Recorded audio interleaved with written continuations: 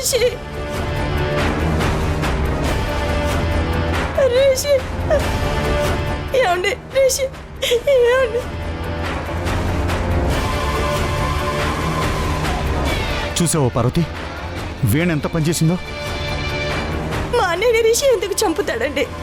వీణ ఎందుకు ఇలా కక్ష కట్టింది? వీణ నువ్వు ఒకవైపు మాత్రమే చూసావు పార్వతి. తన అసలు స్వరూపం ఏంటో ఇప్పుడు చూపించింది చూడు. ఒక పక్క ఇంటి పేరు పెంచడానికి కష్టపడుతుందని కలరంగిస్తూనే ఇలా తనకి అడ్డంగా ఉన్న రిషిని చెయ్యని నేరానికి జైలుకి పంపించింది. 2 రోజులయ్యాక నన్ను కూడా పంపిస్తుంది. తను మమ్మల్ని అంతం చేయడానికి వచ్చింది. మేమందరం వెళ్ళిన తర్వాత మీ మేనగోళ్ళతో కలిసి నువ్వు మాత్రమే ఇంట్లో ఉంటావు. అలా అనకండి. అనకపోయినా జరగబోయేది ఇదే పార్వతి. వేదాశ్రీలు ఇల్లు వదిలిపోవడానికి కూడా వీణే కారణం నా అనుమానం. అలా ఏం చేసి ఉండదండి. చేసిందో లేదో నువ్వే కనుక్కో పార్వతి. నువ్వు మాత్రమే వీణని కంట్రోల్ చేయగలవు. నువ్వు మాత్రమే రిషిని బయటికి తీసుకురాగలవు. నువ్వు మాత్రమే వేద వాళ్ళని మళ్ళీ ఇంటికి తిరిగి వచ్చేలా చేయగలవు.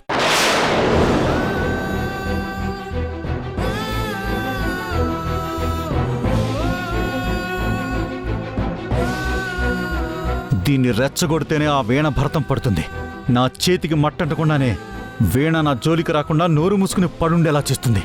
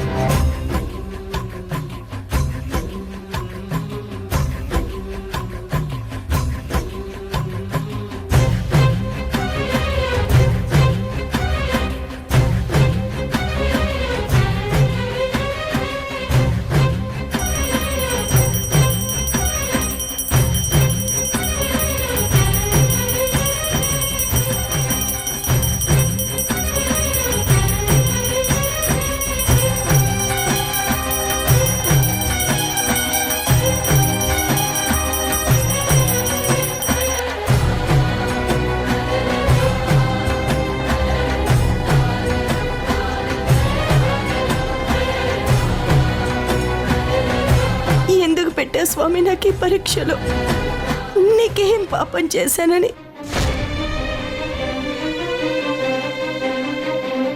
ఇలా నా మీద నా కొడుకు మీద నిందలు పడేలా చేస్తున్నావు.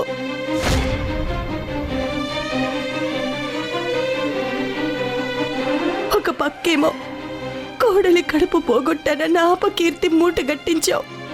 ఇంకో పక్క మేనకోడలి చేత తన భర్తనే జైలుకి పంపేలా చేసిందన్న నింద కూడా నా మీద పడేలా చేశావు. ఇది నీకు న్యాయమేనా? ఇది దేవుడికి మొరపెట్టుకుంటుంది గాని ఆ దయ్యానికి ఓతలు పెట్టడం లేదు. దీన్ని రెచ్చగొడితే తప్ప ఆ వీణ కాంప్రమైజ్ అవ్వదు. రిషి జైలు నుంచి బయటికి రాడు. కానీ ఎలా రెచ్చగొట్టాలి?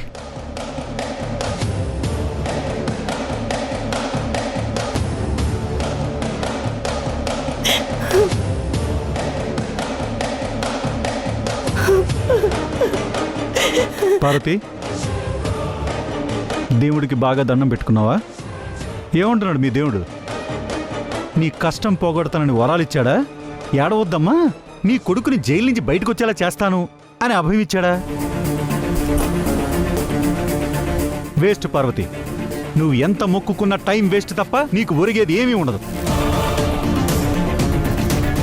ఆ ముక్కోటి దేవతలు ఏకమై దిగొచ్చినా సరే ఆ వీణ అనే దయ్యం అందరినీ తరిమేస్తుంది. అంత పవర్ఫుల్ నీ మేనకోడలు. నువ్విలా దేవుళ్ళకి మొరపెట్టుకోవడం తప్ప నువ్వేమి చేయలేవు పార్వతి. నా కొడుకు, నా భర్త, నా ఇంటి పరువు అంటూ బోటకప్పు ప్రేమలో నాకు చూపించిన తప్ప నువ్వు దేనికి పనికిరావు. నా కొడుకుని ఎవరు బయటికి తీసుకురాకున్నా కన్న తండ్రిగా నాకు తప్పదు.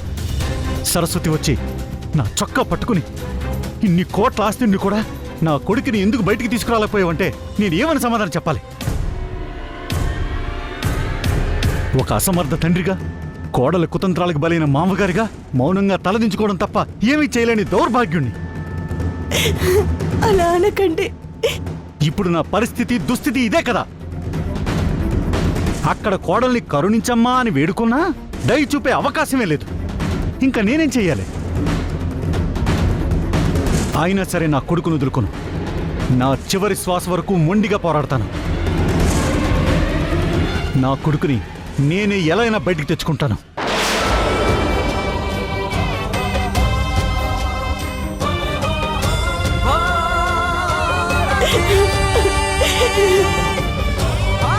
స్వామి, చూసారా ఆయన నన్ను ఎన్ని మాటలు అంటున్నారో. నీకే మాత్రం నా మీద జాలున్నా పోలీసులు రిషిని ఇబ్బంది పెట్టకుండా రిషి ఎలాగైనా తొందరగా బయటకొచ్చే మార్గం చూపించు స్వామి.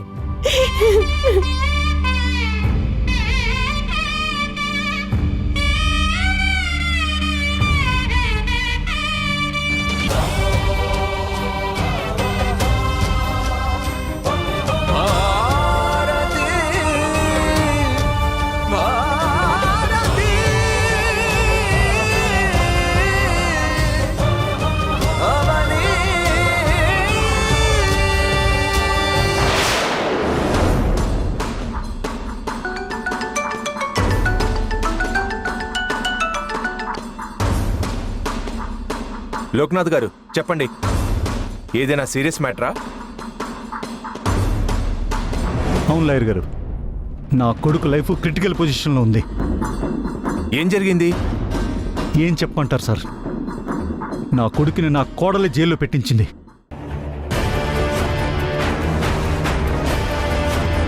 నా కోడలు వాళ్ళ నాన్నని నా కొడుకే చంపేశాడంట. మర్డర్ చేసి ఎవరికీ తెలియకుండా ఇన్ని రోజుల నుంచి తప్పించుకు తిరుగుతున్నాడని చెప్తుంది. ఏంటి, మీ కోడలు కేసు రీఓపెన్ చేయించిందా? అవునండి, మా ఇంటికి శనిలా టాపరించి మమ్మల్ని అందరినీ నడి రోడ్డు మీద నిలబెట్టే ప్రయత్నం చేస్తుంది.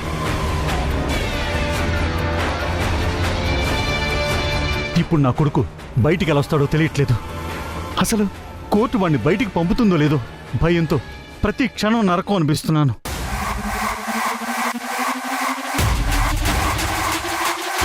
లాయర్ గారు, నా కొడుకుని ఎలా అయినా మీరే బయటికి తీసుకురావాలి. ప్లీజ్, మీ కాళ్ళు మొక్కుతాను.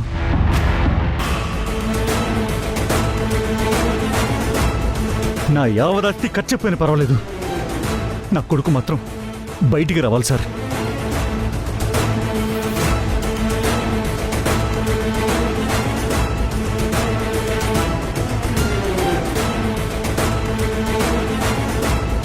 ఏంటి, రిషి బయటికి రావడం కష్టమా? ఉరిశిక్ష పడే అవకాశం ఉందా? అది కాదండి. మై గాడ్, మీరు చెప్పేవన్నీ వింటుంటే నాకు హార్ట్ అటాక్ వస్తుందేమని భయం వేస్తుంది లాయర్ గారు.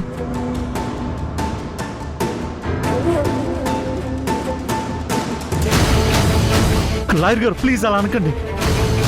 నా పార్వతి ఎన్ని దేవుళ్ళకు మొక్కుతుందో, ఏ ఒక్క దేవుడు కూడా నా రిషిని బయటకు వచ్చేలా చేయలేడా? అన్యం పుణ్యం ఎరిగిన నా బిడ్డ అన్యాయంగా చేయని తప్పుకు బలైపోవాల్సిందేనా?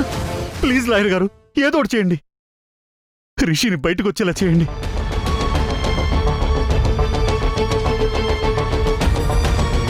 ఈయనేంటి నేనేం చెప్పకుండానే సొంత టాలెంట్ చూపిస్తున్నాడు? అది కాదు సార్, నేను చెప్పేది ఒకసారి వినండి. మనం బెయిల్ కోసం తప్పకుండా ప్రయత్నిద్దాం. మీ కొడుకుని బయటికి తీసుకొచ్చే బాధ్యత నాది. సరే లాయర్ గారు, వాడి రాత ఎలా ఉంటే అలా జరుగుతుంది. ఓకే. లోక్నాథ్ గారు అక్కడ ఏదో స్కీమ్ పెట్టుకొని ఫోన్లో యాక్ట్ చేస్తున్నట్టున్నారు.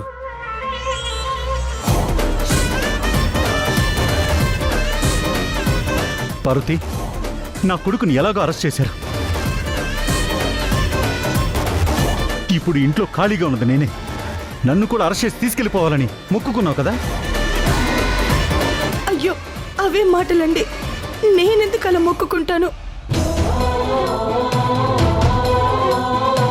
రిషి బయటికి రావాలి, వేద కడుపు బాగుండాలి, అందరూ సంతోషంగా ఉండాలని కోరుకుంటాను. కానీ నా మాంగళ్యం దూరం అవ్వాలని, కొడుకులు దూరం అవ్వాలని కోరుకుంటానా చెప్పండి? చాలే ఆపు. నువ్వు పైకి బాధ నటిస్తూ ఇలా అంటున్నావే కానీ నువ్వు నీ మేనకోడలు ఇద్దరు ఈ ఇంటి నాశనం కోరుకునేవాళ్ళు. ఇంట్లో మగజాతే లేకుండా చేసి మీరు రాజ్యం వెళ్దామని చూస్తున్నారు అంతే. మీకు దండం పెడతాను, ఇంకొకసారి అలా మాట్లాడకండి. నా కొడుకుని పోలీసులు తీసుకెళ్లారన్న బాధలో నేనుంటే మీ మాటలతో గుండె తూట్లు పొడిచేలా మాట్లాడుతున్నారు. కంటికి కనపడని క్షోభ పెడుతున్నారండి. నేను వేరు, మీరు వేరు కాదండి, మనమంతా ఒక్కటే. తప్పకుండా రిషి బయటకు వస్తాడు, నన్ను నమ్మండి. చాలా ఆపు పార్వతి, నువ్వు బాధపడుతున్నావు అంటే నేను నమ్మలేకపోతున్నాను. నువ్వు ఆ తాన్లో గుడ్డవే కదా, నువ్వు ఆ వీణ ఒకే ఇంటి నుంచి వచ్చిన వాళ్ళు కదా. నీ మాటలు వీణ మాటలు ఒక్కటే. ఇంత జరిగిన ఆ వీణ ఇంటికి రాలేదంటే బయట ఉండే నా కొడుకు బయటికి రాకుండా లాయర్లతో మాట్లాడుతూ కేసుని ఇంకా టైట్ చేస్తూ ఉంటుంది. గుర్తుపెట్టుకో పార్వతి, మళ్ళీ మళ్ళీ చెప్తున్నాను, ఈ సమస్య తీర్చడం నా వల్ల ఏ దేవుడి వల్ల కాదు, కేవలం నీ చేతుల్లోనే ఉంది. ఇంకెవరి చేతుల్లో లేదు, నీ చేతుల్లోనే ఉంది. నీ మేనగోడని నిలబెట్టి ప్రశ్నిస్తేనే ఈ సమస్యకి పరిష్కారం దొరుకుతుంది. బాగా ఆలోచించుకో. ఇప్పుడు ఇంటి పరువు నీ చేతుల్లోనే ఉంది. ముంచుతావో తేలుస్తావో నీ ఇష్టం.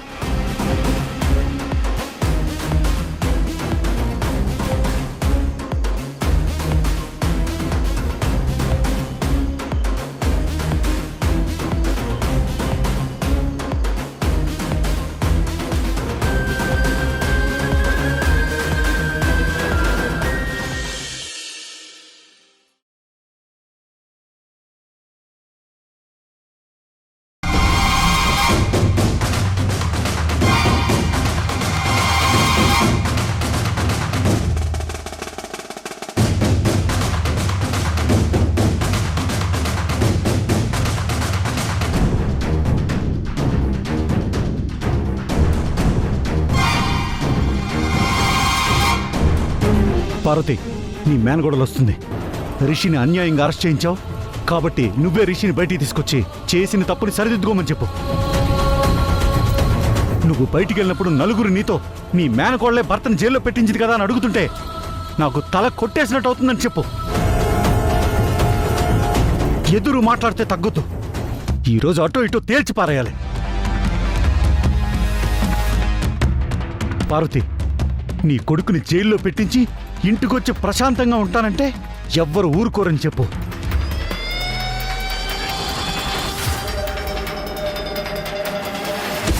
అవసరమైతే 4 చెంపదెబ్బలు పీకి మొగుడిని జైలుకి పంపిస్తావని నిలది.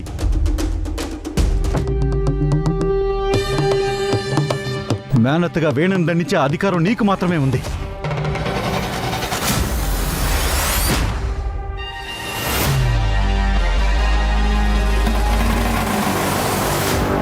వీణా,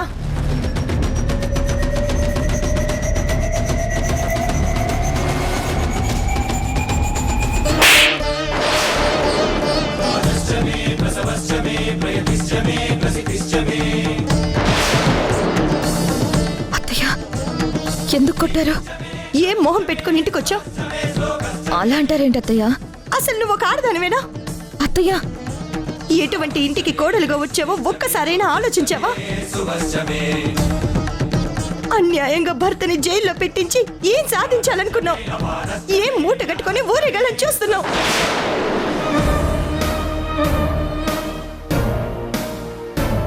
నువ్వు ఇంట్లో ఉండాలి అంటే నీ భర్తని జైలు నుంచి విడిపించుకొని వస్తేనే ఇంట్లో ఉండనిస్తాను, లేదంటే ఒప్పుకోను.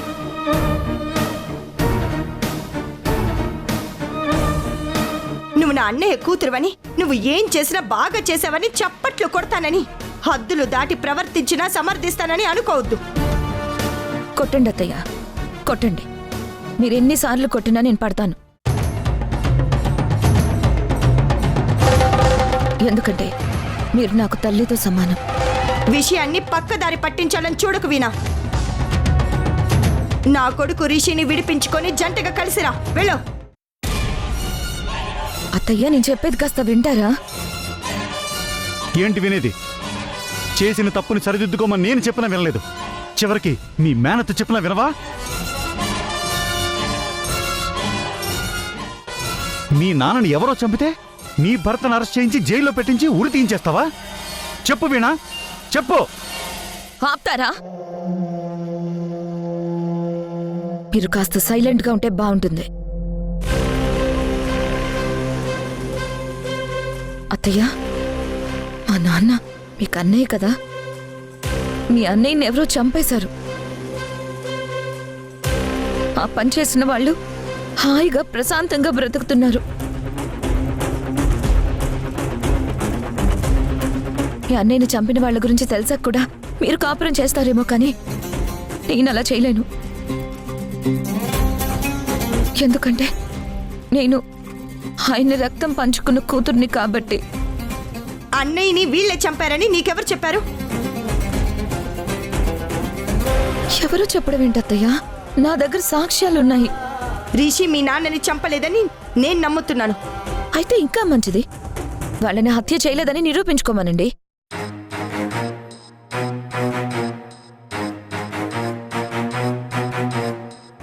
రిషి చంపలేదు, లోక్నాథ్కి ఇందులో ప్రమేయం లేదు అని తేలితే నేనే చంపలేసుకొని వాళ్ళ కాళ్ళు మొక్కి ఇదే ఇంట్లో పనిదానిగా బ్రతికేస్తాను. మీరందరూ ఏం చెప్తే అది నోరెత్తకుండా ఎదురు మాట్లాడకుండా చేస్తాను. అత్తయ్య, న్యాయం అనేది ఒకటి ఉంటుంది. మీ అన్నయ్య చనిపోతే మీరు మీ భర్త లోక్నాథ్కి వేడి వేడి పకోడీలు తినిపిస్తారేమో.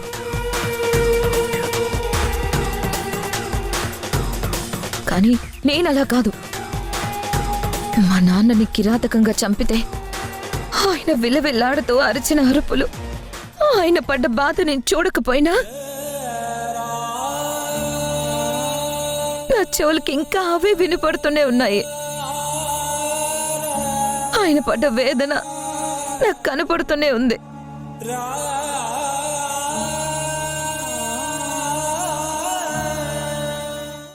అందుకే మా నాన్నని హత్య చేసిన వాళ్ళు నా భర్త అయినా నా మావయ్య అయినా ఎవరైనా సరే శిక్ష పడి తీరాల్సిందే. విన్నావు కదా పార్వతి, వాళ్ళ నాన్నని మేమే చంపామని భ్రమలో బ్రతుకుతుందని. అదంతా అబద్ధమని తనకు అర్థమయ్యేలా చెప్పు.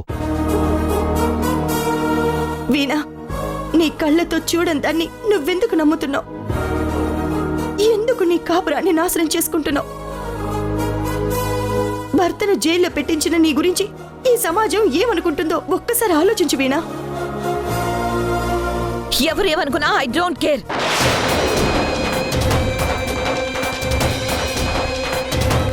నిజం అనేది నిప్పు లాంటిదత్తయ్య. అది ఎన్నటికీ దాగదు, చావదు. అది ఏదో ఒక రోజు అగ్నిపర్వతంలా పేల్తీరుతుంది. తప్పు చేసిన వాళ్ళని సమూలంగా బూడిద చేసి పారేస్తుంది.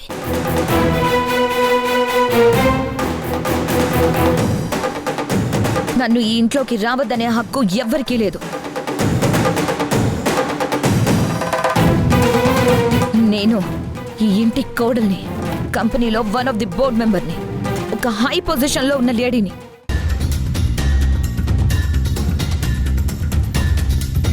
సర్వ హక్కులు నాకున్నాయి. అంతవరకు వస్తే నా హక్కుల గురించి నేను మాట్లాడాల్సి వస్తుంది. అవసరమైతే నా హక్కులు నేను లాక్కోవాల్సి వస్తుంది.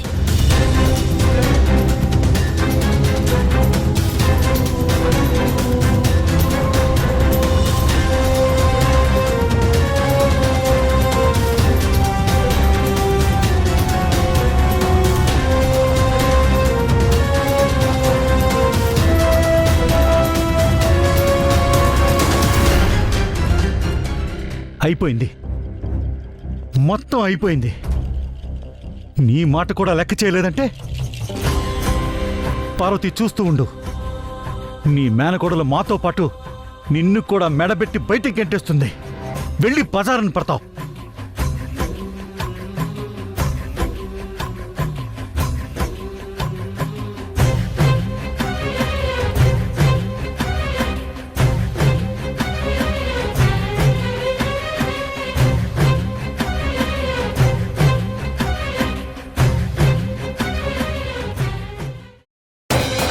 హలో చెప్పండి అత్తయ్య.